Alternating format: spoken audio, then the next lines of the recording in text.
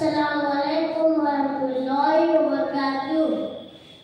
कि मोहम्मद से वफा तूने तो अब तेरे है, ये जहाँ चीज है क्या लोग करब तेरे। जनाब सदर हाजिर नजर शाह और साहब, मैं आपके सामने फतेह मक्का से मुताल्लिक मेरे ख्यालात का इज़हार करना चाहता हूँ। उम्मीद है आप गौर से सुनेंगे। हज़रात सलाहत ये भी हमें जो मुआहदा जंग ना करने का हुआ था, इसमें नबी गज़ा रसूलुल्लाह सल्लल्लाहु अलैहि वसल्लम के साथ हो गए और बनु बकर कुरैश के साथ हो गए, लेकिन कुरैश ने इस मुआहदा को तोड़ा और हुजूर सल्लल्लाहु अलैहि वसल्लम 10,000 सहाबा को लेकर रवाना हुए।